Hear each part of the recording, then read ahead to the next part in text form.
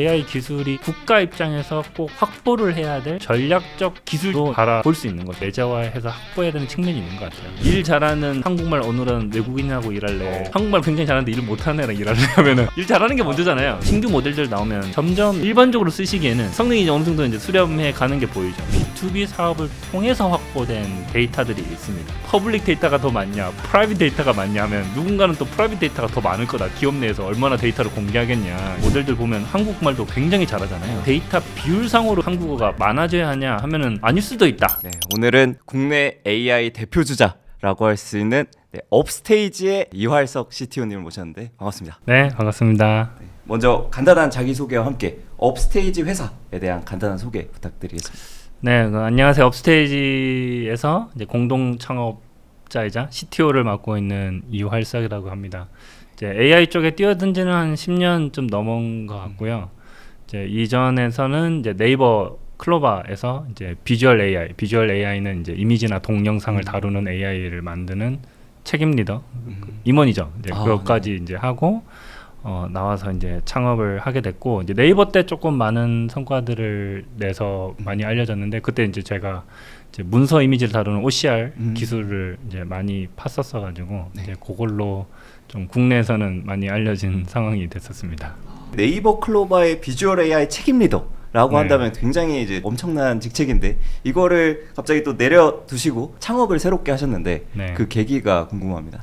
네이버 영수증 리뷰 아시죠? 예, 그럼요. 예. 근데 그게 이제 제가 있을 때 그 영수증을 자동으로 인식하는, 영수증을 찍으면 뭐 가게명이 뭐고 메뉴명이 뭐고 개수랑 금액 이런 거 자동으로 이제 인식이 되거든요. 거기 들어가는 이제 AI 기술을 이제 만들면서 정식적으로 영수증 리뷰 서비스가 런칭이 되고 뭐 이런 식의 경험을 네이버 때 많이 했었어요. 그래서 그거를 쭉 해봤을 때 정말 성취감도 좋았고 기분이 좋았었는데, 또 한편으로는 이런 생각이 들었었습니다. 이게 어떤 네이버에서의 그 지원이 있었는지 제가 잘 알잖아요. 뭐 인프라든 개발자 인력의 풀이든 뭐 여러 이미 잘 되고 있는 서비스든 뭐 이런 혜택을 굉장히 많이 받아서 어느 정도 성과를 냈다라고 저는 생각을 하는데, 이게 네이버에서 이 정도 가능한 거면 다른 회사들은 이거 할 수 있을까? 이 정도의 비용과 이런 이미 잘 되고 있는 서비스들이 없는 회사들이라면. 근데 AI는 많은 곳에서 쓰여질 건 분명한데, 그때 당시에는 그 AI 도입에 대한 비용이 굉장히 크다. 그게 인력이든 뭐가 됐든 그런 게 많이 느껴졌어요. 그래서 저는 좀 이 AI 기술이 좀 더 많은 곳에서 퍼져서 더 많은 서비스들이 나오길 희망했기 때문에 이제 그런 마음으로 좀 AI 도입 비용을 좀 낮춰주는 일을 하면 좋겠다라는 생각으로 이제 업스테이지를 이제 마음 맞으신 분들과 창업을 했고, 그래서 저희가 지금 B2B가 메인 사업 영역이잖아요. 기술을 만들어서 B2B니까 이제 기업에서 AI를 도입을 할 때 저희가 맞춤형 AI를 제공한다든지 뭐 컨설팅을 한다든지 필요하면 저희가 이제 교육도 해드린다든지 이렇게 해서 이제 기업들이 AI를 도입하는데 좀 도움을 주는 그런 회사를 만들어야 되겠다라고 생각해서 지금 창업한 지 이제 4년 반 넘어가서 열심히 이제 하고 있습니다. 4년 반 만에 이제 거의 국내 대표 주자라고 할 수 있잖아요. AI 기업 중에서. 네, 그렇게 불러주시면 감사합니다. 그러면 이제 대한민국 AI 좀 현황과 전망에 대해서 이야기를 나눠보면 좋을 것 같은데요. 일단 최근에 좀 화제가 되고 있는 뉴스가 있습니다. 최근에 국가 AI 위원회에서 AI 국가대표 프로젝트 월드 베스트 LLM이 좀 큰 화제입니다. 현재 또 유력한 후보로 업스테이지가 언급이 되고 있는데요.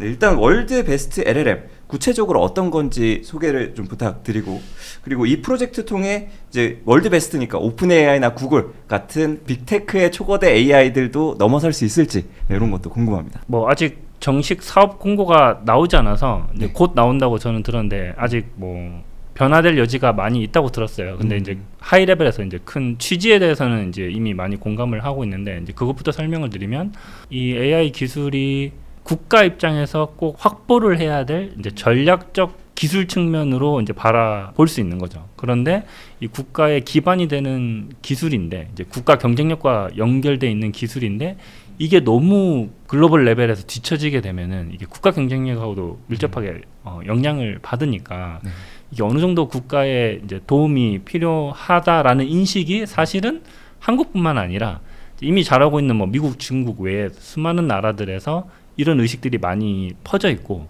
근데 이게 워낙 자본력이 들어가는 일이다 보니 많은 기업한테 혜택을 주기보다는 조금 소수의 기업한테 도움을 주는 그런 이제 선택과 집중 형식으로 조금 펼쳐지는 경향이 있어요. 그래서 잘하는 기업, 가능성 있는 기업들을 좀 선별을 해서 그 기업들에게 뭐 데이터 구매 비용이라든가 인재 채용 비용이라든가 뭐 당연히 이제 GPU 비용 이런 거를 이제 지원을 해서 글로벌 수준에 뒤처지지 않는 파운데이션 모델을 잘 확보하자라는 취지고, 근데 이게 파운데이션 모델이 어느 정도 글로벌 레벨 수준에 갖춰진 게 나오면 이제 그 다음은 아마 차별화를 고민을 하실 것 같아요. 그러니까 차별화라는 건 사실 뭔가 차별적이에요 하지만은 기본은 돼줘야 그 차별점이 더 도드라지잖아요. 네네. 그래서 파운데이션 모델도 어느 정도 수준이 있는 걸 확보한 다음에 파운데이션 모델 자체를 뭐 오픈해보도 잘해요. 이건 사실 현실적으로는 조금 어려운 목표겠지만 어느 정도 수준으로 만든 다음에 이런 부분에서 더 차별화를 시키면 그 부분에 있어서는 글로벌하게 이길 수 있는 어떤 그런 기술들이 이제 나올 거라고 기대를 저도 하고 있고, 이제 어느 정도 그런 공감대가 정부 쪽에서도 있는 것 같습니다. 이게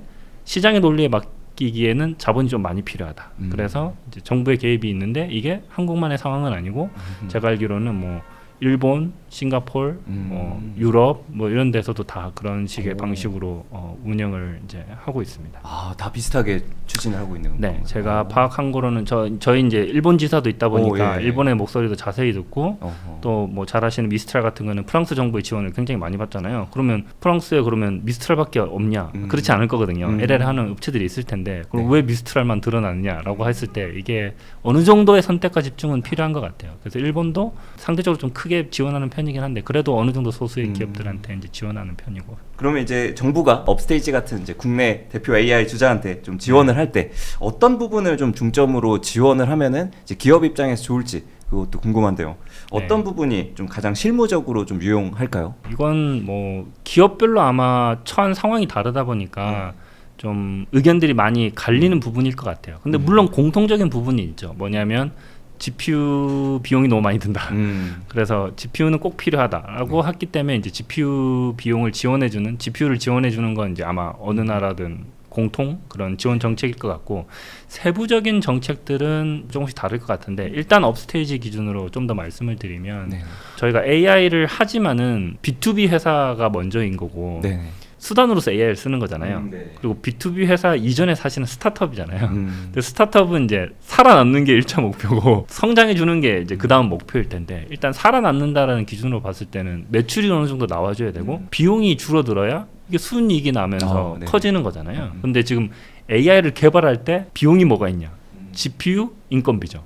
그러면 이제 이런 부분에 있어서 이제 도움을 받으면 당연히 저희 회사 입장에서는 좀 런웨이라 그러죠. 이게 할 수 있는 게 길어지면 저희가 뭐 좀 더 다양한 전략으로 기술 개발을 할 수가 있거든요. 이게 좀 어느 정도 확보가 되면. 근데 비용을 줄여는 방식으로 지원을 받는 게 있을 거고, 매출을 어느 정도 확보하는 것도 저는 좋은 방법이라고 생각해요. 대표적으로 일본에서는 제가 카더라로 들었는데 국방에서는 사실 외산을 쓰기 좀 어렵잖아요. 그럼 이건 무조건 국내일 거니까 몇몇 기업한테 이 국방부 해당되는 LLM을 사용하는 이 사업은 이제 줄 거다라는 게 어느 정도는 이제 커밋이 있다고 들었어요. 근데 그런 거는 어느 정도 뭐 당장 매출이 확보된 건 아니지만 좀 가능성이 높게 이제 매출이 찍히는 거잖아요. 그러면 비용이 좀 있더라도 매출이 커지니까 또 순이익이 나면서 또 여러 가지를 더 해볼 수가 있겠죠. 그래서 이런 두 가지 측면이 다 지원이 필요한 것 같아요. 그리고 조금 더 세부적으로 가면 저희는 이제 미국 지사 있고 일본 지사를 세우고, 그리고 개발자들은 다 원격 근무를 합니다. 창업 초기부터 지금까지. 이제 그렇게 운영을 했던 거는 글로벌에 있는 좋은 인재들을 채용을 하는데 같이 일할 수 있는 문화나 그런 걸 만들려면 이제 원격 근무를 세팅을 하는 게 훨씬 편할 것 같다라고 판단을 했었거든요.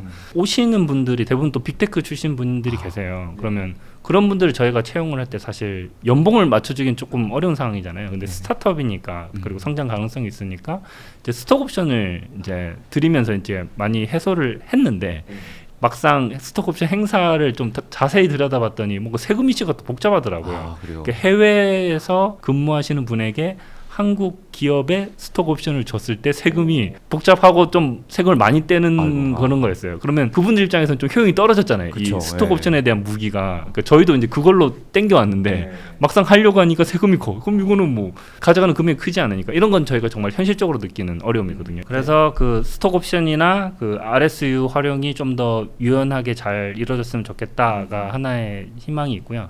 또 두 번째는 저희가 B2B를 하다 보니까 이제 가장 큰 어려움 중에 하나가 아직 그 국내 AI 생태계가 조금 성숙되지는 않았어요. 그렇다 보니 이제 저희 입장에서는 매출을 내기가 조금 어려운 상황인데 이런 것도 어느 정도 정부에서 이제 마중물이 되어주면은 뭐 예를 들면 뭐 바우처 사업 이런 것도 많이 했었잖아요. 근데 그게 조금 더 저희 입장에서 봤을 때 좀 효율적으로 효용 있게 좀 그런 지원들이 있다면은 기업들이 AI를 도입하는데 조금 더 오픈될 것 같고 그러면 저희도 조금 숨통이 트일 것 같다는 생각이 드는데 이게 AI B2B를 하는 스타트업 대표님들 다 비슷한 생각을 하시더라고요. 안 그래도 B2B가 어려운데 시간이 좀 걸리는 작업인데 AI B2B를 하다 보니까 이게 너무 매출 날 때까지 시간이 오래 걸리는데 비용은 또 그 AI 개발비가 크다 보니까 이래서 런웨이가 많이 짧아져서 힘들어하는 경우가 많거든요. 그래서 그런 방면으로도 좀 도움을 받을 수 있지 않을까라고 생각을 하고 있습니다. 바우처 사업을 한다면 미리 이제 정부에서 어느 정도 지원을 해주고 AI를 쓸 수 있게 해주는 제도인 거죠. 그게 지금도 있는데 뭐 저희가 느끼기에는 조금 아직 효용성이 특히 이제 LLM 쪽은 효용적이 조금 떨어지는 것 같거든요. 그게 LLM 없을 때 세팅된 그 지원 제도들이잖아요. 그래서 젠AI 시대에 맞춰서 조금 더 그런 게 수정이 되면은 좋겠다라는 바람이 있습니다. 그다음에 이제 AI 관련해서 사실 미국, 중국 이런 빅테크의 AI 모델들을 사용하면 훨씬 효율적이지 않나 이런 의견이 있어서 그럼에도 이제 업스테이지는 한국 자체 AI 모델 또 소버린 AI 이런 거를 이제 주장을 하고 계시는데 이제 한국 자체 AI 모델과 소버린 AI 이런 거에 대한 필요성에 대해서 설명해 주시면 좋을 것 같습니다. 네, 이 AI가 워낙 파괴적인 기술이다 보니까 다양한 관점의 해석이 있을 수 있을 것 같아요. 근데 대표적으로는 뭐 저는 두 가지로 이제 나눠볼 수 있다고 보는데 첫 번째는 이제 시장의 논리에 맞게 될 거. 그러면 어차피 뭐 AI 어플리케이션 서비스를 만드는 입장에서는 뭐 싸고 성능만 좋으면 그걸 쓰는 거잖아요. 그게 뭐 한국산이든 외산이 됐든. 그래서 시장의 논리에 맞게 될 부분이 분명히 있는 것 같고 근데 분명히 이제 국가 전략적 측면에서 이 기술을 바라봐서 어느 정도의 기술은 내재화해서 확보해야 되는 측면이 있는 것 같아요. 이제 대표적인 게 이제 정부 관련된 공공기관에서 이거를 사용을 하게 될 때 그 외산에 의존하게 되면 통제력이 떨어지잖아요. 그래서 많이 드는 예시로 그럼 거기가 서버 다운되면 그럼 정부 일이 다 멈추는 거냐부터 해서 뭐 여러 가지가 있겠죠. 그래서 그 어느 정도의 통제력을 갖는 내재화된 AI 기술은 분명히 필요하다고 봅니다. 근데 이게 어느 정도 그러면 강력하게 필요하냐라고 했을 때는 저는 꽤 강력하게 필요하다라고 주장하는 편이긴 한데요. 이게 저는 어떻게 해석이 되냐면 IT 기술 그 이상으로 뭐 더 파괴적인 얘기가 많잖아요. AI 기술이. 그럼 저희가 사실 시간을 거슬러서 역으로 생각해 보면 좀 더 이해가 될 수 있을 것 같아요. 제가 많이 들어드리는 비유가 뭐냐면 IT 기술, 인터넷 기술이 들어오면서 저희가 일하는 방식이 많이 바뀌었잖아요. 메일도 쓸 거고 지금 메신저 쓰고 있고 뭐 이런 거 많이 쓰고 있잖아요. 사실 이게 다 인터넷 통신 기술이 되면서 저희가 업무를 할 때 활용한 도구들인데 만약에 시간을 돌려서 그 시점에서 IT 기술을 도입한 정부와 도입하지 않은 정부가 만약에 뭐 어떤 정책 논의를 한다고 쳐요. 그럼 업무 효율이 굉장히 다를 거잖아요. 그러면 협상력도 다를 수 있을 것 같고 이런 차이가 AI 기술을 적극적으로 도입을 해서 정부 포함한 공공기관에서 일을 하실 때 AI 기반으로 뭔가 일을 하실 수 있는 분들의 경쟁력과 그렇지 않은 데와는 이 비유보다 더 크게 차이 날 수도 있을 거라고 보거든요. 그러면 이건 진짜 국가의 어떤 큰 경쟁력과 연관되어 있는 부분이잖아요. 그만큼 파괴적인 기술이기 때문에 최소한의 어떤 그런 그 공공이나 정부에서 필요한 어떤 사용처에 있어서는 내재화된 기술이 꼭 필요하다고 봅니다. 근데 또 그걸 사용함에 있어서 가져와서 쓰는 방안도 있을 것 같은데 있을 것 같고 자세히 들여다보면 그렇지 않은 경우도 있을 것 같아요. 이거는 제 아는 지인 중에 한 명이 이제 우크라이나 출신 이제 실리콘밸리에 있는 개발자분이신데 그분이 이제 우크라이나 LLM 개발을 한다고 하더라고요. 우크라이나 말이 러시아 말이랑 굉장히 비슷하다 하더라고요. 그래서 우크라이나 말로 질문하면 대부분 답변할 수 없습니다가 나온답니다. 러시아 말이라서. 러시아 말처럼 생각할 수 있으니까. 그래서 이건 만들 수밖에 없다라고 얘기하더라고요. 그래서 그럴 수 있겠다 싶더라고요. 그래서 너무 극단적인 예시일 수는 있겠지만 실제 벌어지는 일이기도 하니까 특히 이제 그 통제력 부분에서 이거를 우리가 원하는 방향으로 끌고 가기 위한 게 얼마나 잘 해줄까, 빨리 될까, 이런 게 다 국가 경쟁력과 밀접해 있으니까. 그래서 어느 정도의 네네. 그 통제력은 저는 필요한 것 같습니다. 그러게요. 뭔가 국가 간의 싸움에서 사실 진짜 그걸 수단으로서 AI 모델의 특정 국가에 대한 어떤 편향을 주거나 하게 되면은 가지고 있는 국가에서 통제를 해버릴 수가 있겠네요. 그게 만드는 쪽에서 의도하든 의도하지 않든 실제로 그런 일이 생길 수 있잖아요. 네. 그럼 적어도 이제 그 최신 오픈 소스 모델을 받아서 원하는 방향대로를 만들 수 있게. 그게 기술. 저는 이제 소버린 AI, 소버린 LLM을 할 때 꼭 갖춰야 될, 내재화해야 될 기술력이라고 보거든요. 뭐 처음부터 만들든 아니면 주어진 게 있을 때 이게 우리가 이 부분은 편향성을 줄이고 싶어. 이 부분은 더 키우고 싶어. 그게 우리나라가 처음부터 만들다고 한더라도 그게 시대에 따라서 요청사항에 따라서 이걸 계속 바꿔가면서 업그레이드를 해야 되잖아요. 그러니까 그 업그레이드를 한다는 게 우리가 원하는 대로 얘를 만질 수 있느냐, 컨트롤할 수 있느냐. 근데 이제 그 기술력이 소버린의 머스트 케이퍼빌리티지 않나라고 생각합니다. 소버린 AI에 대해서도 좀 의견이 갈리더라고요. 그러니까 완전 진짜 바닥부터 할 수 있어야 된다와 이 오픈 소스 풀린 걸 이용해서 이제 파인 튜닝을 할 수 있어야 된다 쪽이 있는데 어떻게 생각하시나요? 저는 사실 둘 다 필요하다고 봅니다. 그러니까 저는 이 두 개의 근간은 이 어떤 모델을 아까 말씀드린 대로 이제 통제할 수 있느냐. 통제한다는 건 우리가 원하는 방향으로 능력을 끌어올릴 수 있느냐. 이게 핵심이라고 보거든요. 그 하우에 좀 더 가깝다고 보죠. 파인 튜닝으로 하든 뭐 스크래치부터 하든 뭘 하든 이거는 이제 하우에 가까운 건데 지금 나와 있는 하우는 사실 다 갖춰야 하는 게 국가 입장에서는 국가 경쟁력에 해당되겠죠. 예를 들면 어떨 때는 파인 튜닝으로 끌어올리는 게 더 맞을 때도 있고 어떨 때는 뭐 프리튜닝을 더 해서 이 능력을 끌어올리는 게 더 맞을 수도 있고 이렇거든요.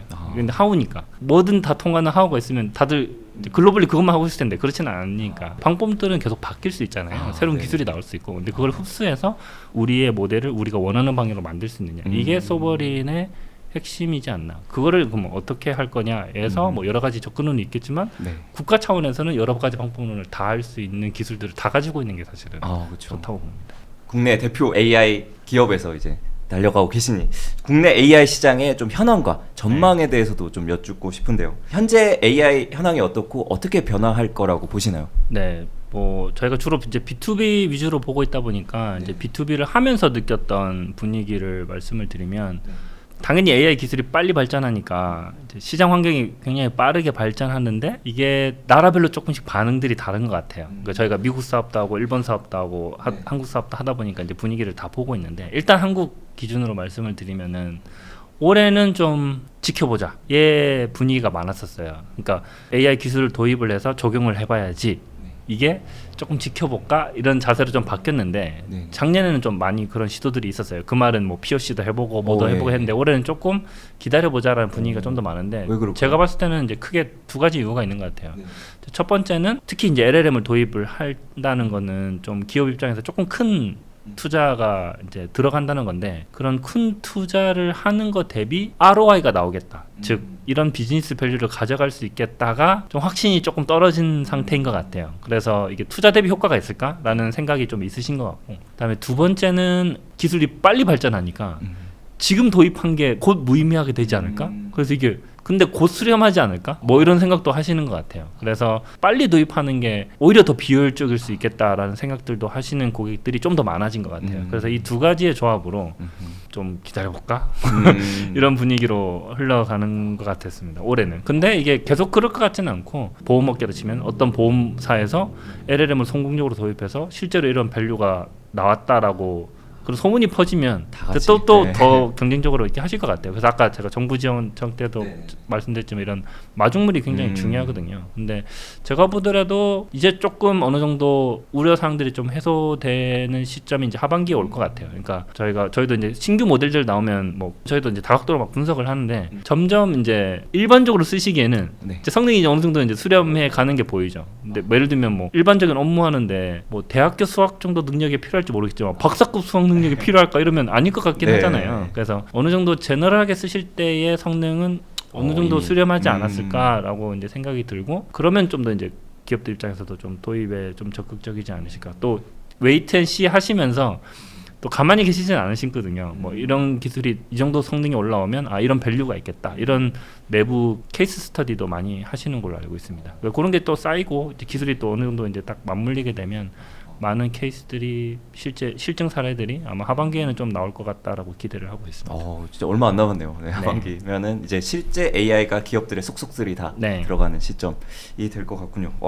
좋습니다. 그러면 이제 국내에서 AI 쪽으로 창업을 하거나 혹은 이제 본인 서비스를 준비하시는 분들이 많을 것 같아요. 왜냐면 이제 AI 시대가 오면서 이전에 뭐 스마트폰 등장했을 때 앱을 내 가지고 되게 성공하신 분들이 많은 것처럼 이번에 AI 시대 맞춰서 AI 서비스 또 이런 걸 준비해서 성공을 노리시는 분들이 많을 것 같습니다. 네, 이런 분들에게 좀 AI 업계 좀 선두의 입장에서 조언을 해줄 수 있다면 어떤 조언을 해줄 수 있을지 궁금합니다. 제일 먼저 떠오르는 건 일단 글로벌 시장을 노리고 출발하는 게 저는 맞아 보여요. 이게 너무 뻔한 답일 수 있는데 네. 저는 이 답을 어떻게 해석해서 받아들이고 또 어떻게 해석하셨으면 좋겠냐면 그 AI 기술이 국경에 장벽이 없다는 얘기가 많잖아요. 그러니까 반대로 얘기하면 내가 한국 사업만 하고 싶다 하더라도 여러 외국 기업들이 이제 한국 시장을 들어오기가 훨씬 수월하다는 얘기가 되죠. 그래서 한국에 집중할래라고 하더라도 내가 글로벌하게 한번 싸워볼래라는 생각으로 해야 한국에서 어느 정도의 그런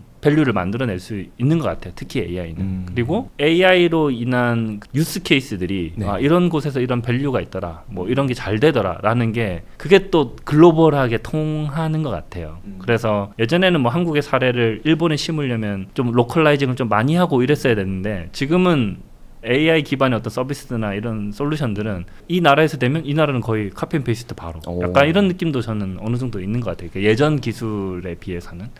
그렇다 보니까 한국에서 성공하더라도 다른 나라에서 뭐가 성공되고 있지? 이런 것도 유심히 좀 봐야 되는 것 같고 되니까 우리나라도 이렇게 되겠다. 이런 게 훨씬 수월한 상황이지 않나. 그래서 저는 한국을만 보더라도 글로벌하게 봐야 되고 당연히 이제 한국에서 잘 되면 글로벌에서도 통할 수 있다는 얘기니까 그럼 와이낫이잖아요. 글로벌하게 해보겠다라는 마인드는 처음부터 갖췄으면 좋겠다라는 게 제가 하고 싶은 얘기입니다. 좋습니다. 그다음에 비즈니스 그리고 글로벌 전략 관련해서 이제 이야기를 나눠보면 좋을 것 같습니다. 업스테이지의 솔라가 그 LLM 시작한 지 6주 만에 나온 서비스라고 들었는데요. 네, 근데 허깅페이스 오픈 LLM 리더보드에서 1위를 하셨습니다. 그래서 이렇게 빠른 시간에 높은 수준의 성과를 올리게 된 좀 비결이 궁금합니다. 허깅페이스 리더보드 1등한 게 사실 총 3번이 있어요. 근데 이제 첫 번째 1등한 게 이제 6주 만에 이제 한 거고 이제 그게 그때 당시에는 이제 허깅페이스 리더보드가 나름 글로벌하게 또 인지도가 있는 상황이었어서 이제 많이 회자가 됐는데 어떻게 그렇게 됐냐라고 했을 때 약간 뻔한 답일 수 있겠지만 AI를 잘 만들기 위해서는 3대 요소가 필요하다 그러잖아요. 이제 인재, 데이터, 인프라. 이렇게 있을 때 이제 AI를 잘 만들 수 있다 이렇게 얘기를 하는데 그때 당시에 저희 회사 입장에서는 사실 인재는 뭐 저희가 B2B 계속 기술 기반의 B2B를 하고 있었기 때문에 인재도 있었다고 판단이 되고 인프라도 그때 당시에 저희 IDC 저희 회사 데이터 센터에 GPU도 꽤 있었기 때문에 이제 대량의 GPU를 빠르게 이제 돌릴 수 있는 상황, 즉 뭐 LLM 옵스라고 하죠. 그러니까 그때는 ML 옵스 여러 GPU를 동시에 쓸 수 있는 것도 이미 구축되어 있었기 때문에 그런 것도 돼 있었고. 근데 데이터 측면에서는 그때는 좀 공개되는 데이터 위주로 저희가 빠르게 결과를 보기 위해서 했던 거라서 데이터는 크게 차별점이 없었지만 저는 데이터보다는 좀 그 개발 문화를 좀 꼽고 싶어요. 그러니까 뭐냐면 또 저희는 되도록이면 이제 선도적인 기술을 만들면서 그걸 B2B 사업에 녹이려고 하다 보니까 좀 앞서서 간다는 거는 맨땅 헤딩할 일이 굉장히 많거든요. 그러니까 예를 들면 처음 프리트레이닝 할 때 아무도 안 해본 거죠. 저도 안 해봤고. 근데 해야 되잖아요. 그러니까 회사에서 하자고 했으면 뭐 어떻게든 해내야 되는 거잖아요. 그러니까 이렇게 답은 없는데 뭔가 해내야 되는 상황. 저는 이걸 맨땅에 헤딩하는 상황이라고 하는데 이게 사실 AI를 하다 보면 엄청 많은 거죠. 새로운 게 계속 나오니까. 뭐 MCP 나왔어. 서비스 넣으래. 모르는데 공부해야지. 뭐 이런 거잖아요. 뭐 다 잘하실 것 같은데. 그래서 이제 맨땅에 헤딩하는 게 중요한데 무식하게 하면 안 된다고 생각을 하거든요. 똑똑하게 잘 맨땅에 헤딩을 해야 회사 경쟁력이 더 생긴다고 봐요. 어차피 맨땅에 헤딩은 누구나 다 해야 되는 상황인데 어떻게 하면 효율적으로 잘할 수 있을까를 늘 고민을 하고 그런 문화나 일하는 방식을 갖추려고 지금도 노력을 하고 있거든요. 그게 제일 잘 드러난 케이스인 것 같아요. 우리 이제 LN을 한번 해보자 했을 때 아는 분도 안 해봤는데 그치 근데 우리는 맨땅에 헤딩하는 게 익숙하잖아. 그래서 모이고 그러면 이거 맨땅에 헤딩 어떻게 하면 더 효율적으로 할까 이런 거를 이제 논의하고 모여서 열심히 이제 달린 결과 6주 만에 한 거죠. 근데 이것도 이제 뭐 일하는 방식이나 이런 것도 있겠지만 참여하시는 분들도 그런 마인드셋이 좀 돼 있어야 되잖아요. 그러니까 나는 맨땅에 헤딩하는 게 너무 좋아 이런 것도 있겠지만 저는 이제 부탁드리는 건 너무 불편해하지 않았으면 좋겠다. 그러니까 맨땅 헤딩하는 것 자체가 불편하실 수는 있잖아요. 근데 업무에 지장될 정도로만 안 불편하시면 좋겠다고. 만약에 그 정도로 불편하시면 사실 AI 쪽이랑 조금 안 맞을 수 있잖아요. 계속 바뀌고 계속 바뀌는데 그게 뭐 네. 개발이 됐든 뭐 저희 회사 같으면 사업 개발이 됐든 뭐가 됐든 계속 새로운 거 나오면 네. 그분들은 다 새로운 환경이거든요. 그래서 이제 AI 씬에 계신 분들에 대한 어떤 공통적인 필요한 자질인 것 같아요. 네. 그러면 또 파운데이션 AI 모델 관련해서는 양질의 데이터 확보가 좀 필수적이다라고 알려져 있는데요. 네. 네, 한국어 데이터가 일단 많이 없는 걸로 알고 있는데 어떤 데이터를 이용해서 보통 학습을 활용하시는지 궁금합니다. 네, 이거는 뭐 라이센스 문제 없는 공개된 데이터 활용하는 건 뭐 당연히 다들 하실 거고 저희도 이제 하고 있고요. 이제 그 다음으로 저희는 중요한 데이터 소스로 생각을 하는 게 이제 B2B 사업을 하다 보니까 이제 B2B 사업을 통해서 확보된 데이터들이 있습니다. 그럼 예를 들면 대표적으로 이제 조선일보랑도 이제 계약을 맺어서 언론사 특화 LLM 개발을 이제 같이 하고 있거든요. 이제 그럴 때 이제 조선일보 쪽에 있는 뉴스 데이터를 저희가 다 받아올 수 있었어요. 뭐 그런 거는 다른 기업에서는 쉽지 않은 그쵸. 데이터니까 뭐 이런 식으로 이제 고객과 직접 여러 사업을 하다 보니까 그런 서로의 니즈에 맞아서 고객사 데이터들이 넘어오는 경우가 있어요. 그럼 이거는 좋은 데이터죠. 그러네요. 이거는 어디서도 가져올 수 없는. 그래서 뭐 다양한 의견이 있던데 이제 퍼블릭 데이터가 더 많냐, 프라이빗 데이터가 많냐 하면 누군가는 또 프라이빗 데이터가 더 많을 거다. 기업 내에서 얼마나 데이터를 공개하겠냐 이런 얘기도 있으시더라고요. 그래서 저희는 이제 모든 프라이빗 데이터를 다 액세스할 수는 없지만 저희랑 이제 관계가 있으신 분들 그리고 공동 사업을 하는 그런 파트너사들한테 받아오는 데이터들이 저희는 꽤 중요한 데이터 소스라고 생각을 합니다. 그러네요. 그거는 뭐 구글 오픈 AI도 절대 가져갈 수 없는 데이터네요. 그렇죠. 그러면 이제 또 중요한 게 한국어 데이터가 아마 많이 없는 걸로 알고 있는데 한국어 데이터 없이도 이제 좋은 성능을 한국어로 낼 수가 있을까요? 이거는 뭐 모든 개발자한테 물어보면 데이터는 다다익선이라고 얘기하거든요. 분명히 한국어 데이터도 이제 많을수록 좋다고 저는 생각을 해요. 근데 저희가 관찰하는 게 뭐냐면 프론티어 모델들의 학습 데이터 이제 언어별 비율을 보면 당연히 이제 영어가 높잖아요. 근데 이제 최근 뭐 오픈 AI나 이런 모델들 보면 한국말도 굉장히 잘하잖아요. 그러니까 데이터 비율상으로 이제 한국어가 많아져야 하냐 하면은 아닐 수도 있다. 근데 절대량은 점점 많아지고 있어요. 처음에는 예전에 뭐 라마2 나올 때는 1트릴리언 토큰이었나? 뭐 이렇게 2트릴리언 토큰으로 이제 학습을 했다면 최근에는 무조건 10트릴리언 토큰 이상으로 다 프리체인을 하거든요. 그러니까 절대량은 이제 계속 늘어나는 상황인 것 같아요. 그래서 제가 생각하는 건 일단 이제 한국어 측면에서 좀 더 잘하고 싶으려면 어느 정도 또 기본은 다 해줘야 된다고 저는 생각을 하는데 이게 기본을 하기 위해서는 사실 영어 데이터가 오히려 좀 더 중요해 보여요. 그 케이퍼빌리티 관점에서는. 그래서 영어는 어느 정도 조금 기본이 되는 그런 인텔리전스, 케이퍼빌리티에 관련된 내용이라서 얘는 어느 정도 잘 확보를 해야 되는 것 같고 그다음에 이걸 언어별로 다 발현을 시키려면 최소 수량 이상의 어떤 각 나라별 언어가 이제 들어가 줘야 되는데 이게 물론 많을수록 좋은데 그럼 얘가 영어만큼 무조건 있어야 되냐 하면은 그 정도는 아닐 수 있겠다. 그렇지만 절대량은 많을수록 좋다 정도로 저는 해석을 하고 있어요. 근데 저희가 뭐 냉철하게 아직 솔라가 뭐 오픈AI 모델 정도는 아니기 때문에 일단 한국어 데이터를 무조건 늘려서 한국어를 올려야지 보다는 그냥 제너럴하게 쓰실 때 캐퍼빌리티를 올리기 위해서 영어 데이터를 좀 더 신경 써서 하고 한국어 데이터도 당연히 저희가 확보된 걸 최대한 넣어보려고 하고 이렇게 노력을 하고 있지만 무조건 한국어 데이터를 쭉 올리는 거에 아직은 우선순위를 두고 있진 않아요. 그러니까 저희가 그렇게 할 수 있더라 하더라도 일단 쓸만한 게 중요한 거니까 일 잘하는 한국말 어눌한 외국인하고 일할래 한국말 굉장히 잘하는데 일 못하는 애랑 일할래 하면은 일 잘하는 게 문제잖아요. 근데 왜냐면 저희가 B2B를 하다 보니까 B2C 서비스는 좀 다른 관점으로 보실 수 있어요. 근데 저희는 B2B를 하다 보니까 일 잘하는 게 문제잖아요. 네, 맞네요. 같이 일할 때 쓰려고 하는 거니까. 그렇다 보니 저는 그렇게 해석을 하고 있습니다. 그러면 이제 업스테이지에서 국내 기업과 다양하게 협업하는 걸로 알고 있는데요. 좀 자체 AI 모델을 제공한 대표적인 사례가 있다면 어떤 게 있는지 궁금합니다. 네, 조선일보 사례를 말씀드리면 좋을 것 같은데 이제 조선일보와 함께 저희가 조선일보 쪽에서 데이터를 받고 저희는 베이스 모델과 GPU 인력들을 대서 이제 언론사에서 쓰시는데 적합한 이제 LLM 모델을 같이 계속 만들고 있어요. 그럼 기사를 써주는 건가요? 첫 번째 지금 저희가 적용한 게 뭐냐면 교열이라고 그 기자분들이 초안을 작성을 하시면 이제 데스크에서 말하는 말투의 스타일을 바꾼다든지 아니면 뭐 문법적 틀리는 거 수정하는 것도 당연히 있고, 그다음에 사실 여부도 뭐 체크하는 게 있고, 예를 들면 뭐 기자분들이 막 적다가 충북 진천 뭐 이렇게 적었어요. 네. 그럼 진천이 충청북도입니까 남도입니까?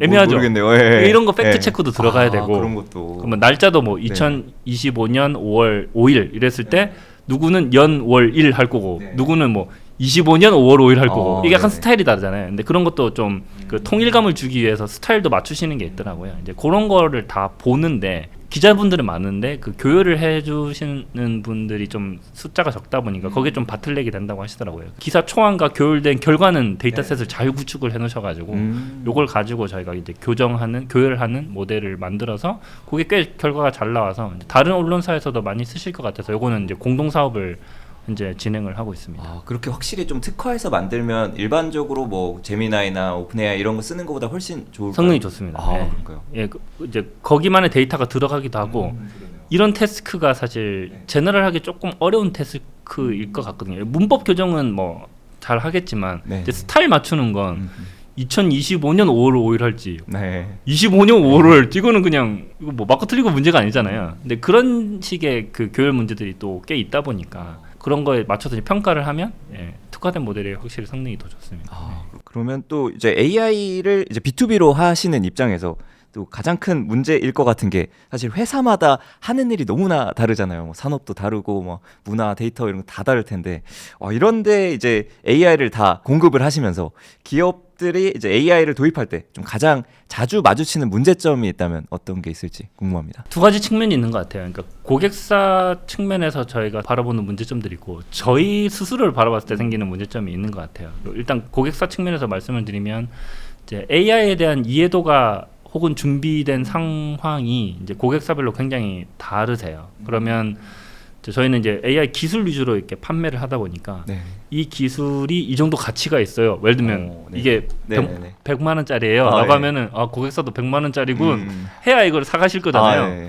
근데 저희는 100만 원 하는데 여기 갑자기 거기서는 1원? 이러면은 너무 갭이 크잖아요. 그럼 이거를 막 설득을 해야 되잖아요. 이게 이래서 이렇게 가치가 있어요.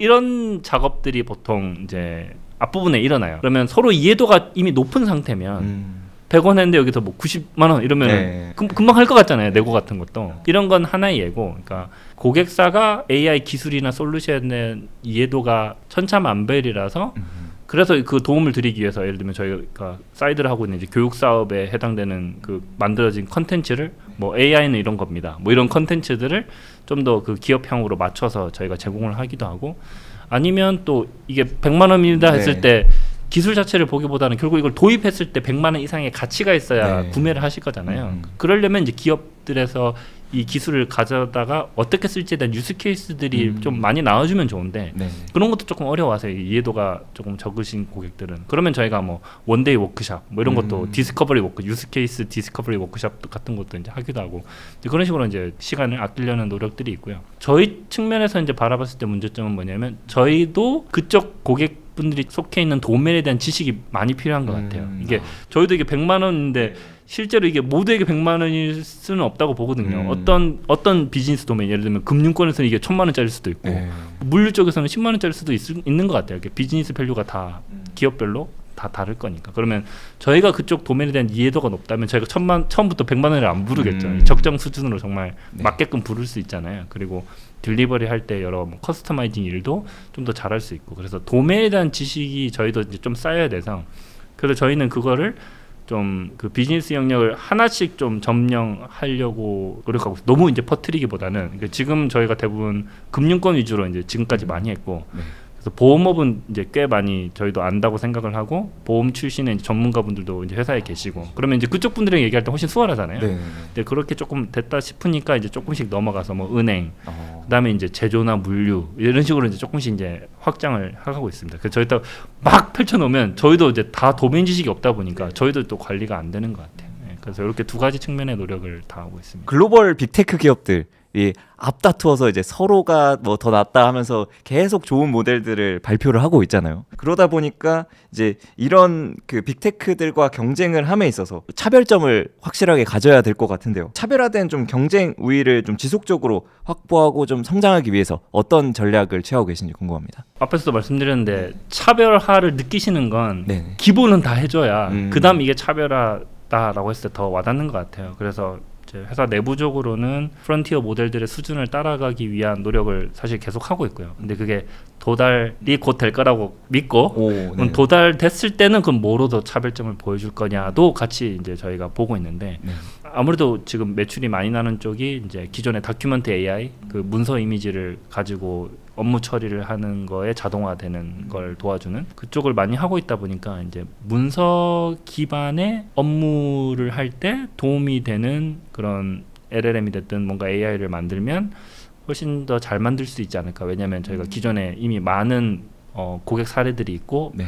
그 도메인이 풀고 싶어하는 문제들도 너무 잘 알고 있고 왜냐면 고객사들 만나보면 다 써보시거든요. 네. 뭐 제미나이 새로운 거 나왔는데 이런 거 아직 안 되던데 뭐 이렇게 얘기하시면 저희도 이제 뭐가 안 된다는 걸 좀 라이브하게 듣잖아요. 그러면 저희가 그걸 해결해 줄 수 있으면 그쪽 도메인에서 그 고객한테는 분명히 차별화된 모델일 거니까. 그래서 저희가 이제 문서 기반으로 하는 여러 태스크들에서 좀 차별점을 가져갔으면 좋겠다라고 해서 열심히 또 노력을 하고 있고 그 대표적인 게 저희가 이제 비전 랭귀지 모델, 이제 멀티모달 모델도 만들고 있어요, 열심히. 근데 저희는 이제 일반적인 이미지를 이해하는 건 관심이 없고요. 예를 들면 문서 이미지를 보여줬을 때 웬만한 질문에 다 답할 수 있는 문서 이미지 특화 비전 랭귀지 모델을 만드는 거에 현재 굉장히 집중을 하고 있습니다. 그러면 그게 잘 나와주면 뭐 엑셀이 됐든 뭐 100페이지짜리 뭐 보고서가 됐든 뭐 차트, 뭐 수식, 그래프 등등 다 이해를 해서 웬만한 사용자 쿼리에 대해서 답변할 수 있는 모델이 나와주면 그거는 들어보신 적 없으시잖아요. 네. 뭐 기존 비전 랭귀지보다 잘해요. 근데 저희가 좀 더 잘 만들 수 있다면 분명히 니즈도 있고 그다음에 좀 차별화돼 보이는 그런 기술이지 않을까 그렇게 생각해서 열심히 하고 있습니다. 또 AI가 계속 발전하고 좀 편해지는 만큼 사실 개인정보 이런 거에 대한 좀 이슈도 많은 것 같은데 또 데이터가 유출될까봐 또 최근에 SKT 사태도 있고 하면서 데이터 유출 이런 것도 걱정하시는 분들이 많은 것 같습니다. 그래서 이제 B2B 기업을 하고 계시는 이제 업스테이지 측면에서 좀 고객을 안심시키기 위해서 좀 마련한 보안이라던가 좀 사고 방지 이런 대책이 있으신지 궁금합니다. 저희가 이제 매출이 나는 구조를 보면 일단 온프렘 사업이 있고요. 그러니까 온프렘 사업은 고객사 IDC에 직접 AI 모델을 설치해 주는 거기 때문에 이제 보안 이슈가 사실은 물론 딜리버리 할 때 그 고객사별로 갖춰져 있는 보안 그 심사 테스트가 있어요. 근데 그걸 통과하게 되면 이제 당연히 매출이 나는 거고 그 안에서 쓰시는 거니까. 그래서 온프렘 사업은 뭐 당연히 이제 각 기업에서 요구하시는 그런 요구 사항들을 충족시키려고 노력을 하고 있고 뭐 이제 매출이 난다는 건 이미 그런 걸 다 저희가 해내고 있다는 거니까요. 그게 있을 거고 이제 주로 문제가 되는 게 이제 사스 형태로 이제 쓰실 때에 고객사 데이터들이 어떻게 처리되느냐인데 그렇다 보니까 저희가 이제 사스도 주로 그 엔드 포인트를 이제 CSP 이제 뭐 아마존이나 뭐 이런 유명한 데서 하는 게 있고요. 거기는 이제 또 그쪽 보안 체계를 따르는 거니까 뭐 믿을만하다고 볼 수 있고. 저희가 운영하는 데이터 센터를 통해서 나가는 것들도 있어요. 근데 그것도 이제 보안을 충족시키기 위해서 저희가 뭐 글로벌 표준인 뭐 ISO 27000대 그의 그 인증들도 저희가 다 받아서 계속 유지를 하고 있는 상황입니다. 그렇군요. 근데 이게 미국 사업, 일본 사업 이런 것도 하다 보니까 고객사가 그런 걸 요청하세요. 너네 무슨 인증 있어? 없으면 그렇게. 우리 데이터 너네한테 못 보내. 꽤 까다로운 고객은 꽤 많은 또 인증을 요구하시거든요. 그러면 저희는 이제 CSP에 올려가지고 대응을 하게 하고 아닌 건 저희가 또 하고. 확실히 좀 다른가요? 한국에 달라요. 비해서? 그래요. 그러니까 큰 회사일수록 글로벌 사업을 하시다 보니까 여러 나라 요구사항을 한꺼번에 요구하시는 경우가 있죠. 한국 기준, 미국 기준, 예를 들면 일본 기준 세 개 다 충족되는 뭐 이렇게 되면은 이렇게 되죠. 근데 CSP는 이제 그런 거 다 갖추고 계시니까. 또 이제 업스테이지는 말씀해 주셨다시피 이제 미국과 일본 쪽에도 진출해 계시고 있는데요. 업스테이지에서 해외 진출 전략은 어떻게 되는지 궁금합니다. 저희가 이제 미국, 일본 있는데 확실히 나라별로 이제 분위기가 조금 많이 다른 것 같아요. 그러니까 챗GPT가 벌써 4년 가까이 됐죠. 나온 지가. 네. 챗GPT 나왔을 때는 사실 글로벌하게 동시에 두드려 맞았잖아요. 뭐 한 2, 3년 될 때까지는 다 비슷한 분위기였는데 지금은 이제 좀 각 나라별로 전략이 있고 각 나라의 생태계에 맞춰서 조금씩 다르게 움직이는 것 같은데 일단 미국을 보면은 좀 빨리 움직이는 건 확실한 것 같아요. 미국이다 보니까. 그래서 저희가 집중적으로 보고 있는 부분은 사실은 그 에이전틱 플로우라 그러죠. 그 에이전트를 여러 툴을 매뉴얼리 엮어가지고 어떤 어플리케이션 레벨로 만들어내는 뭐 안 좋게 얘기하면 API 래퍼라고 하지만 요즘은 그게 더 미국에서는 더 먹기 예를 들면 뭐 커서나 뭐 이런 것들은 다 자체 모델 아니잖아요. 그렇죠. 굉장히 잘하고 있잖아요. 그런 사례들이 이제 굉장히 많을 거라고 미국은 기대를 하고 있어요. 물론 저희는 이제 AI도 만들다 보니까 그 에이전틱 플로우에 저희 모델들을 이제 끼워 넣죠. 그래서 이제 이렇게 구축을 하는데 저희가 주로 보고 있는 건 아까 말씀드렸지만 이제 문서 기반으로 뭔가를 할 때 에이전틱 플로우로 이렇게 구축을 하면 고객사가 풀고 싶어하는 문제가 풀리더라. 뭐 이런 거를 지금 많이 좀 보고 있고요. 그 다음에 일본은 좀 한국이랑 비슷한 것 같아요. 근데 상대적으로 조금 느린 것 같아서 그래서 미국이랑 한국의 성공 사례가 있으면 아마 일본에 그대로 좀 복붙할 수 있지 않을까라고 이제 기대를 하고 있는데 근데 일본도 이제 LLM을 보면 조금 전략적 자산으로 보는 경향이 아직은 조금 더 센 것 같아요. 그래서 제가 이제 한국 기업입니다라고 했을 때 조금 이렇게 이런 느낌이 아직은 조금 있는데 뭐 계속 그럴 것 같지는 않은데 어쨌든 아직 그런 느낌이 저희 있어서 지금은 저희가 다큐먼트 AI 위주로 밀어놓고 있거든요. 근데 다큐먼트 AI 하더라도 아까 에이전틱 플로우 말씀드렸지만 거기에 저희 LLM도 이제 들어가줘요. 그러면 그냥 그 문제를 풀기 위한 한 모듈로서 LLM이니까 뭐 이렇게 되면 또 괜찮으신 거죠 고객사들은. 그래서 일본은 약간 그렇게 보고 있어서 저희끼리 얘기하는 건요 모델 프로바이더였냐 어플리케이션을 프로바이딩 하느냐인데 미국은 조금 어플리케이션 레벨의 프로바이더로서 자리 잡으려고 하고 있고 한국이랑 일본은 아직까지는 모델 프로바이더를 하더라도 좀 매출이 날 것 같은 기대감이 있기 때문에 그게 하겠지만 선제적으로 가려고 하고 있어요. 그 다음에 이제 AI 시대의 대응 방안이라는 주제로 또 이야기를 해보겠습니다. 아무래도 이제 AI 업계 최전선에 계시다 보니까 이제 그걸 많이 느끼고 계실 텐데 AI 시대의 인재의 정의 그리고 역량 이런 것도 굉장히 많이 달라지고 있는 상황인 것 같습니다. 그래서 특히나 이제 AI 시대에 가장 좀 중요하다고 느끼는 역량이 과거에 비해서 어떻게 바뀌었는지 이런 것도 궁금합니다. 분명한 건 이제 AI 기술은 더 빨리 발전한다는 거고 그 말은 지금 내가 익힌 이게 무의미하게 될 확률도 높다는 거잖아요. 그래서 새로운 게 나왔을 때 이거를 내가 익혀야겠다. 그러면 그걸 익히려면 이런 자료들이 있구나, 뭐 도구들이 있구나 이런 거를 빠르게 캐치를 해서 자기 걸로 만드는 이 역량이 사실 굉장히 중요해지는 것 같아요. 예전에는 뭐 한 기술 익혀놓으면 적어도 몇 년, 더 예전에는 뭐 10년 이렇게 활용을 할 수 있었지만 이제 AI 쪽으로 하시는 분들은 새로운 게 계속 나오잖아요. 그래서 그런 거를 이제 빠르게 보고 익히고 흔한 표현으로 이제 러닝 커브가 좋다 그러죠. 그러니까 요 능력이 더 중요해지는 것 같아요. 지금 무슨 스킬을 갖추고 있냐보다는 러닝 커브가 좋나? 요게 하나 큰 축으로 자리 잡고 있고 그리고 아까 말씀드린 대로 이제 환경 자체가 맨 땅에 헤딩하는 일이 많다 보니까 그게 너무 불편하지 않는 사람이었으면 좋겠고 이런 게 있습니다. 그렇군요. 그러면 이거와 좀 연결돼서 사실 요즘에 코딩 쪽에서 바이브 코딩에 대해서 엄청나게 의견들이 많은 것 같습니다. 그래서 되게 트렌드가 되고 있는데 이 바이브 코딩에 대한 생각이 궁금합니다. 네, 뭐 바이브 코딩은 저는 그냥 현재 유행하는 용어인 것 같고요. 그냥 코딩 어시스턴트 AI가 계속 뭔가 발전을 하고 있다. 뭐 요거를 이제 어떻게 받아들이느냐로 질문을 바꿔서 답변을 드리면 이거 뭐 개발자들은 코딩 어시스턴트겠지만 요즘 뭐 디자이너나 뭐 다른 분들도 다 AI 툴들이 많이 나오다 보니까 좀 비슷한 상황을 점점 겪고 계시잖아요. 근데 저는 이걸 어떻게 바라보고 있냐면 사람을 뽑을 때 기대하는 최소 수준이 점점 올라가고 있다.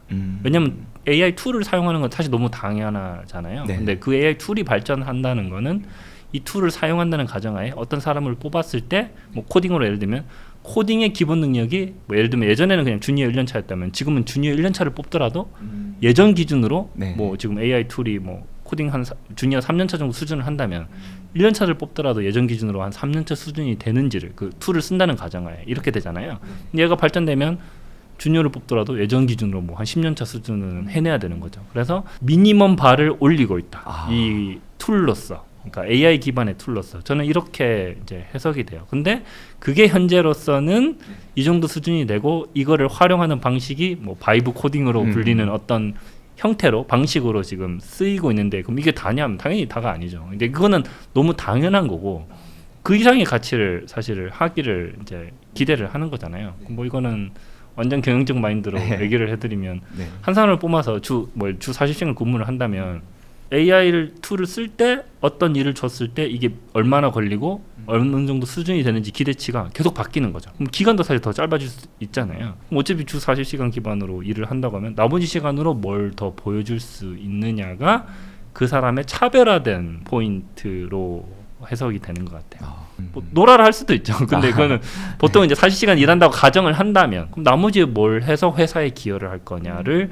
스스로 생각할 수 있는지 혹은 그런 일을 들였을 때 할 수 있는지 뭐 이렇게 되겠죠. 그러면 사실 이것도 논란이 많은데 그 코딩 테스트 이런 것도 막 그 AI로 뚫는 툴도 나오게 되고 막 그거 관련해서 그럼 코딩 테스트가 의미가 있냐 없냐 뭐 이런 얘기가 나오고 있는데 업스테이지에서는 이런 AI 도구 활용 이런 거 채용 단계에서도 장려를 하고 있는지 이런 것도 궁금합니다. 저희가 이제 명시적으로 표현해 놓지는 않는데 근데 저희가 이제 채용 단계를 보면 중간 단계가 뭐냐면 1대1 심층 면접이 있어요. 그 코딩을 손코딩이라고 하죠. 네네. 그걸 꼭 넣어놔요. 그래서 뭐 앞에서 뭐 AI 툴을 써도 됩니다, 안 됩니다, 뭐 이런 얘기는 저희가 해놓지는 않았고 누군가는 쓰시고 누군가는 안 쓰는데 저희도 이제 대충 보면 아니까. 대신에 이제 중간 단계에서 심층 면접을 통해서 툴도 알고 쓰는 사람과 그냥 쓰는 사람이 있잖아요. 근데 저희는 이제 알고 쓰기를 기대하기 때문에 알았다라는 거는 뭐 손코딩을 해도 해낼 수 있다라는 걸로 저희는 받아들여서 그거를 이제 넣다 보니 크게 뭐 채용 단계에서 어차피 검증이 될 거라고 생각을 하니까. 그러면 이제 이러한 AI 시대 여기에 맞는 역량을 기르는 방법은 어떻게 된다고 보시나요? 뭐 이것도 다양한 답변이 있을 것 같은데 뭐 하이 레벨에서 말씀을 드리면 오히려 더 기본에 충실해야 되는 시기가 온 것 같다라는 생각을 들어요. 처음에 저희가 ML 옵스, LLM 옵스 이거 하시는 개발자들을 필요했는데 그걸 해보신 사람이 많이 없었어요. 지금도 사실 좀 적은 편이거든요. 제 입장에서 이제 선택지가 두 개가 있는 거예요. 소프트웨어 개발자를 뽑아서 AI를 알려줄 거냐, 아니면 AI 하는 사람을 뽑아서 소프트웨어를 역량을 키우기 위해서 이 옵스 부분을 감당하게 할 거냐.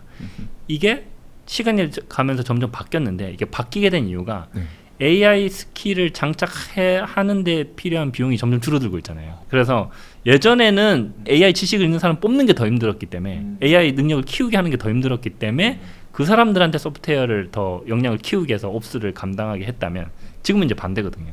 이게 이제 시대에 따라서 조금씩 이제 바뀌어 가는데 명확한 건 AI를 익히는 건 점점 편해질 거예요. AI 툴 쓰는 것도 지금은 조금 힘들어하실 수 있지만 점점 편해지는 방향으로 흘러갈 거잖아요. 그러면 AI 관련된 역량은 이미 갖췄다고 가정을 한다면 그러면 내가 사업 개발을 할 때 AI 툴을 쓰는 건 너무 당연.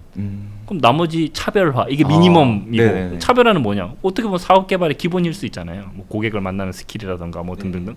그래서 오히려 더 각 직군별로 기본에 해당되는 그 업의 그 직군의 근원에 해당되는 거를 좀 더 잘하시는 분들이 회사에 필요한 인재일 것 같아요. 요게 당연히 있다고 가정하고 이거 없으면 당연히 안 뽑히는 걸 거고 오히려 이제 기본으로 돌아가는 시점이 온 것 같아요. 그러면 AI 업계가 엄청나게 빠르게 변화하고 있잖아요. 이제 이 방대한 AI 지식들을 좀 빠르게 학습하고 필요한 내용만 어떻게 서비스에 반영하고 계신지 이런 것도 궁금합니다. 현실적으로 AI 데일리 나오는 뉴스를 다 커버하는 건 너무 힘든 상황이 점점 돼가는 것 같아요. 그래서 제가 보통 권장드리는 방법은 조코딩처럼 이제 뉴스들을 잘 큐레이션 해주는 채널이나 이제 뭐 인플루언서나 이런 분들이 이제 점점 많아지는 것도 사실이거든요. 그래서 저는 개인적으로 추천드리는 건 이제 본인에 맞는 그런 큐레이션 채널들이 있을 것 같아요. 그래서 그런 걸 잘 찾으셔라가 사실 첫 번째 권장드리는 거고 그런 게 나오면 사실 회사 차원에서도 이제 그러면 각각 듣는 소식들이 다양하게 있을 건데.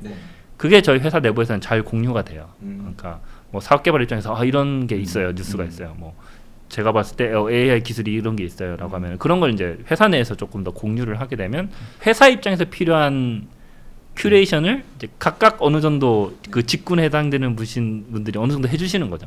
그게 모이면 이제 회사 입장에서 좀 데일리로 봐야 되는 뉴스들이 어느 정도는 좀 커버가 되는 것 같아요. 그래서 그런 거를 사실 소화하는 시간들이 저희 회사는 조금 정기적으로 있어요. 예를 들면 기술 뉴스가 좀 많다 보니까 웬만하면 매주 그 발맞춰 가기라는 코너를 하는데 주요 기술 뉴스를 비개발 직군이 이해하기 쉽게 설명해주는 그런 거면 디자이너가 개발할 건 아니지만 MCP가 이런 개념이구나 정도는 이제 아셔야 될 거잖아요. 어느 정도는. 그래서 그런 기술 용어를 조금 풀어 설명해주는 그런 시간도 이제 갖추려고 노력을 하는 게 뭐 다 이런 노력들의 일환입니다. 네. 향후 업스테이지에서 좀 가장 크게 세우고 계신 목표가 있다면 어떤 건지 궁금하고요. 또 이제 예비 창업자, 개발자 분들이 아마 이걸 많이 보고 계실 텐데 하고 싶으신 말씀 있다면 말씀 부탁드리겠습니다. 네, 뭐 업스테이지는 AI B2B 시장에서 글로벌 B2B 시장에서 의미 있는 결과를 만들어내는 게 사실 가장 큰 목표라고 생각을 합니다. 그래서 저희 뭐 지사도 세웠지만 열심히 글로벌하게 결과를 내보려고 열심히 노력 중인데 이게 사실 굉장히 힘든 일이에요. 사실 미국 사업도 미국에 계신 분들 굉장히 고생 많이 하고 계시거든요. 업스테이지 아무도 모르잖아요. LLM을 해? 너네가? 왜? 오픈AI 엔트로픽 있는데 너네 걸 왜 써? 너무 당연한 질문들인데 그런 미국 시장을 뚫어내기 위해서 많은 고민들을 하고 계시거든요. 그러니까 저희가 이제 그런 노력하는 거는 어떻게 보면 저는 이 비유를 좋아하는데 이제 프리미어 리그 이제 생각을 해보면 2부 리그에 끼는 거랑 2부 리그 1등이랑 1부 리그 꼴등이랑 제가 알기로는 매출 차이가 꽤 커요. 그 방송 중계권료나 뭐 이런 것들에 비해서. 그러면 이제 2부 리그에 1등 되기 위해서 노력하기보다는 1부 리그에 어떻게든 껴가지고 꼴등 하더라도 1부 리그 끼고 있는 게 저는 좀 더 맞다고 보거든요. 근데 1부 리그에 꼴등이면 누가 봐도 꼴등인 팀과 누가 봐도 1등인 팀이 붙으면 꼴등인 팀은 질 생각으로 경기 안 하잖아요. 네. 어떻게든 이겨보려고 하시잖아요. 네. 어쩌다 보면 이길 수도 있고 그게 사실은 저는 이제 차별화된 포인트로 이제 니치 마켓에서 어느 정도 결과를 내는 게 아마 그런 상황으로 저는 비유를 드릴 수 있을 것 같아요. 그래서 저희도 뭐 당연히 오픈AI가 훨씬 잘하고 뭐 오픈AI 비롯해서 프론티어 모델이 잘하고 있지만 저희도 이제 따라가려고 노력하고 있고 일부 리그에 끼기 위해서 일부 리그에 꼈다는 가정하에서 저희는 이제 지려고는 안 하니까 저희만의 전략으로 또 해내려고 다양한 시도들을 현재 뭐 아까 다큐멘터리 기반의 비전 랭귀지 모델 포함해서 좀 여러 가지 시도들을 이제 하고 있으니까 이제 많은 응원해 주시면 너무 좋겠고 네. 그래서 그게 하나 저희 큰 목표고요. 그다음에 예비 창업자나 이제 개발자분들에게 말씀드리고 싶은 거는 이제 알파고 1년 전부터 본격적으로 시작했거든요. 제 사비를 들여서 데스크탑 네네. 그때 당시 600만 원짜리 사가지고 막 지금은 없는 띠아노라는 언어로 막 코딩하고 막 이랬어요. 딥러닝을. 그래서 이제 그때부터 이제 나름 그래도 좀 이제 딥러닝을 좀 빨리 접한 세대로 볼 수 있는데 네. 그런 걸 이제 좀 한 10년 가까이 이제 지켜보다 보니까 아직도 저는 시작인 것 같아요. 그러니까 AI로 할 수 있는 뭔가 밸류가 아직까지 굉장히 무한하다고 생각을 하고 더 발현될 게 많다고 생각하거든요. 그 말은 예비 창업자나 뭐 개발자분들에게 기회가 굉장히 많다. 그래서 많이들 도전하시라. 그러니까 글로벌이 됐든 뭐 창업이 됐든 아니면 각 현재 속한 뭐 회사에서든 좀 더 많은 가치를 만들어낼 수 있는 일들이 충분히 많으니까 그런 걸 좀 더 적극적으로 찾아보시고 만들어낸다면 개인적으로 뭐 큰 성취감이 있으시지 않을까. 그래서 좀 더 도전해 보셔라. 아직 기회가 너무 많은 것 같다. 더 많은 것 같다. 제가 지나온 10년보다 뭐 훨씬 더 큰 게 아직도 많이 남아 있는 것 같다라는 게 제 개인적인 생각이고 그거를 권장드리고 싶습니다. 네. 아직 시작이다. 아직 시작인 것 같습니다. 이번에 좀 특별히 새로운 추론 모델을 준비하셨다고 네. 들었는데 네네. 조코딩 팟캐스트에서 최초입니다. 네, 데모를 보여주신다고 네. 들었습니다. 네, 그래서 데모를 보면서 좀 어떤 부분이 달라졌는지 네. 함께 보면 좋을 것 같습니다. 네, 좋습니다. 그 저희 솔라 프로 2로 현재 명칭을 했고 이제 그게 지금 현재 내부 프라이빗 릴리즈가 되어 있습니다. 이야, 그래서 최초 공개. 네, 최초 공개고 다음 주 릴리즈니까 방송 나갈 때는 예, 됐을 것 같은데. 네. 저희가 요 모델 만들 때 이제 가장 특징적으로 보고 있는 게 일단 추론이 된다. 추론 능력이 있다 보니까 이제 싱킹 토큰 뱉어내면서 생각해서 답변하는 게 되는데 예전에는 그 딥시크 R 추론 모델과 챗 버전 이렇게 다 따로 있었거든요. 근데 코엔3는 이게 합쳐졌어요. 하이브리드 모드라고 해서 그냥 모델은 하나인데 얘를 추론을 하는 걸 기능을 온오프 할 수 있게끔 모델이 학습이 되어 있거든요. 그러니까 저희 모델도 사실 모델이 하나입니다. 하이 하면은 이제 싱킹 토큰 뱉어내면서 답변을 하고 이제 로 하면은 그냥 그 싱킹 없이 바로 그냥 해라 이렇게 되죠. 뭐 저희가 여러 실험을 하기 위해서 이제 검색도 붙여놨어요. 그래서 이제 쿼리했을 때 그 오픈AI도 그렇게 쓸 수 있잖아요. 검색 누르고 최신 기능 뭐 하면은 이제 할 수 있죠. 그래서 그것도 이제 저희가 그 플레이그라운드에서 이제 오픈이 되면 다들 써보실 수 있으니까 검색까지 붙여놨다. 제일 많이 하는 게 이제 스트로베리 이제 이거 하잖아요. 네, 새로운 모델 나오면 무조건 해보는. 네, 이게 근데 지금 추론 기능을 꺼볼게요. 네. 그래서 얘가 답변이 뭐 맞을 수도 있고 틀릴 수도 있는데 틀렸죠? 네. 얘를 이제 그러면 추론 기능을 켜서 해보면 그러면 이제 싱킹이 들어갑니다. 이 한 모델에서 지금 여러 가지 싱킹을 하는데. 네, 이거 맞았죠. 네, 스트로베리 R 세렸는데 싱킹하는 게 이게 저희가 지금 아직 그 RL이 완벽하게 안 들어가서 프리뷰 버전이다 보니까 영어로 생각할 때도 있고 한국어로 생각할 때도 있어요. 지금은 이제 영어로 생각을 했는데 이제 싱킹을 해서 답변을 하니까 정확하게 이제 스트로베리에서 R 3개가 어디 있는지 이제 답변을 했죠. 요게 있고 그다음에 뭐 당연히 이제 요거를 검색을 써서 붙일 수도 있겠죠. 그래서 요새 요 질문을 많이 하니까 이게 그 웹페이지가 있을 거잖아요. 스트로베리 R에 대해서. 그러면 답변이 조금 달라지겠죠. 예, 검색을 했고 검색 기반으로 답변하니까 이제 3개라고 이제 답변을 했죠. 그래서 검색 기반으로도 이제 답변할 수 있는 그런 기능이 이제 플레이그라운드에 이제 갖춰졌고 말씀드리고 싶은 건 이제 껐다 켤 수 있다. 이렇게 돼서 요거를 한번 보여드리고 싶었고 그러면 이제 추론 능력을 주로 보고 싶은 거니까 요거 저 자주 넣어보는 것 중에 하나거든요. 아침 일찍 출근했지만 결국 출근하지 못하고 있다. 뭔가 이상하잖아요. 그럼 이걸 한번 고쳐봐라 라고 했을 때 이제 뭐라고 그냥 이제 한번 끄고 한번 답해볼게요. 저희 고치나 이거 뭐 잘 안 된 거죠. 그죠? 아직 어색하잖아요. 요게 이제 수정됐다라고 했는데 키고 하면 있죠. 아침 일찍 출근하려 했지만 결국 출근하지 못하고 있다. 뭐 이렇게 됐잖아요. 그래서 이렇게 그 생각이 들어가면 확실히 그 답변 품질이 이제 올라가는 거를 이제 저희도 많이 이제 보고 있습니다. 그래서 이제 데모를 써보실 때 이렇게 한번 껐다 켰다 보시면 이 리즈닝이 들어갔을 때 이런 변화가 있구나라는 거를 이제 아실 수 있을 것 같아요. A는 B보다 먼저 도착했고 B는 C보다 늦게 도착했다. 누가 제일 먼저 도착했는가 하면은 사실 알 수 없다거든요. A 혹은 C예요. 이 결과를 보면. 근데 꼭 A나 C로 둘 중에 하나를 찍어서 얘기하거든요. 그래서 아마 이거 싱킹을 끄면은 이거는 멋졌다. 추론을 꺼도 성능이 좋네요. 싱킹을 키면 지금 답변 굉장히 잘했죠. 그러네요. 이런 식으로 이제 추론이 들어가줬는데 현재 이제 공개된 프리뷰 버전은 한글 추론 능력이 꽤 좋습니다. 그래서 한글로 많이 테스트해 보시면 되게 좋을 것 같아요. 이런 것도 어려운 문제거든요. 그 문에 푸시가 이렇게 거울에 이렇게 반전돼 있으면 건너편에 푸시가 적혀 있는 거잖아요. 그럼 이거 밀어야 되냐 당겨야 되냐? 그러면 당겨야 되잖아요. 당겨야 된다. 뭐 이런 것도 이제 좀 추론이 필요한. 지금도 잘 맞췄죠. 당겨야 된다. 그러네요. 왜냐하면 반대 방향이고 뭐라고 잘 못하는 것 중에 하나가 그 정렬 문제, 소팅하는 거 잘 안 되는 걸로 알고 있거든요. 밑에 주어진 스트링인데 이제 알파벳, 한글, 숫자, 특수기호 순으로 정렬해줘.라고 하면은 알파벳, 한글, 숫자, 특수기호. 이야, 다 맞았네요. 이렇게 보통은 해보시면 다른 모델들 잘 못하는 싱킹이 없으면 잘 못하는 경우가 있더라고요. 비교적 좀 심플한 추론 문제를 넣어봤지만 저희가 여러 가지 좀 넣어보고 테스트하고 있는데 나쁘지 않게 나온 것 같아서 사실은 이게 6월 말에 공개할 예정이었는데 중간 버전이 그래도 나쁘지 않은 것 같아서 조금 선제적으로 빨리 공개하면 좋겠다라고 해서 이 추론 모델을 하나 오늘 선보였습니다. 대한민국에서도 이런 엄청난 성능의 프론티어급 모델들이 계속 나오고 있군요. 뭐 저희도 이제 출발이니까 많이 응원해 주시고 많이 써보시면 이제 이게 다 피드백 남잖아요. 하면 저희도 이제 그 참조해서 여러 가지를 해볼 수 있을 것 같아요. 시연 너무 잘 봤습니다. 바쁘신 와중에 또 귀중한 시간 내주신 이활석 CTO님 다시 한번 감사드립니다. 좋은 질문 감사드립니다. 감사합니다.